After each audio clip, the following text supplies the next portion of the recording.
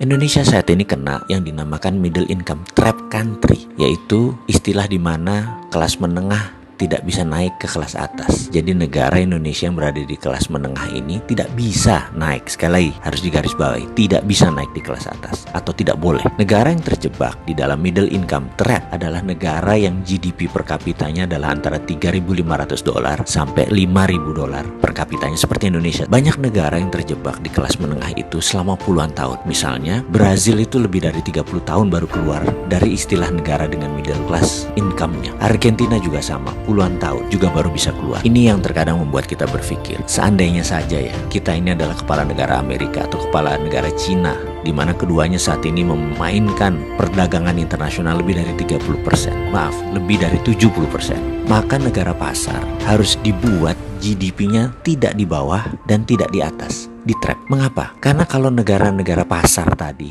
income-nya naik, maka negara tersebut harus menjadi negara produsen, dan ini malah menjadi kompetitor negara besar. Nggak boleh. Jadi nggak boleh negara tersebut jadi produsen. Kalau negara tersebut miskin, misalnya GDP-nya di bawah 1.000 per kapita, mereka nggak mampu beli barang Cina dan beli barang Amerika, dan kedua negara itu nggak mau membuat negara tersebut miskin. Makanya negara-negara market harus dijebak di tengah. Cara trapnya bagaimana dan mengapa harus di trap atau dijebak? Biasanya negara yang berpenduduk besar yang dijebak di tengah oleh negara kapitalis. Caranya dengan jangan jadikan mereka negara produsen dan manufaktur. Kedua, jangan jadikan mereka swasembada pangan. Terakhir, jangan mereka bisa mengendalikan energi. Ada sebuah perkataan dari Menteri Luar Negeri Amerika dulu namanya Henry Kissinger. You control the food, you control the people. You control energy, you control the country. Kalau mau mengendalikan rakyat, kendalikan pangan mereka. Kalau mau mengendalikan sebuah negara, kendalikan energi mereka, minyak bumi mereka. Kita kasih contoh sederhana negara Venezuela yang baru-baru ini.